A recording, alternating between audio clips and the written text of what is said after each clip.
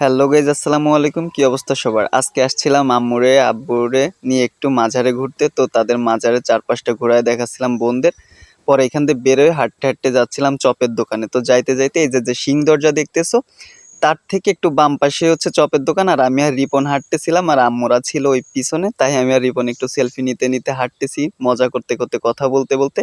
আর এই হচ্ছে সিং দরজা, এর বাম পাশেই হচ্ছে তোমার সেই আমাদের পেঁয়াজু চপের দোকান। আর এই যে চলে এসে অলরেডি বসে পড়ছি। আর এই হচ্ছে আমার দাদা। কে কে তার কাছ থেকে কখনো কখনো পেঁয়াজু আলুর চপ খাওয়া হয়েছে এখানে আসলে কমেন্ট করে জানাবা।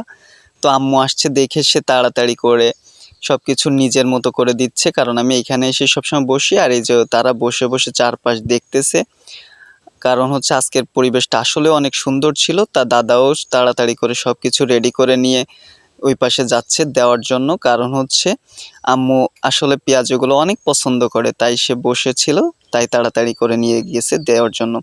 তো তারপরে এইটা খাওয়া শেষে আবারই আমরা যাব দুধ চা খাইতে, তাই তাড়াতাড়ি করে খাওয়াটা শেষ করলাম। শেষ করে আবারই টাকাটা বিল মিটায় দেওয়ার জন্য তার কাছে গেলাম। বিলটা মিটায় দেওয়ার পরে রাস্তা ধরে আবার হাঁটা শুরু করছি দুধ চা খাওয়ার জন্য।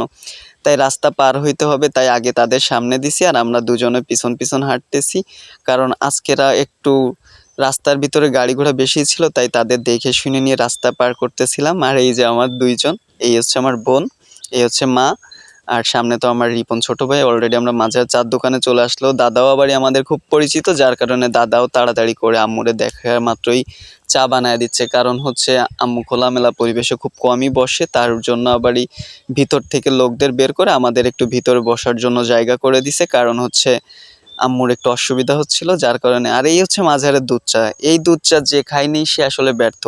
তো কে কে মাঝারের দুধ চা খাইছো কমেন্ট করে জানাবা। অবশ্য দুধ চাও খাওয়া শেষ, এরপরে আবার সন্ধ্যা হয়ে আসছে, তাই আম্মু বলতেছে যে তাড়াতাড়ি বাসায় যাইতে হবে।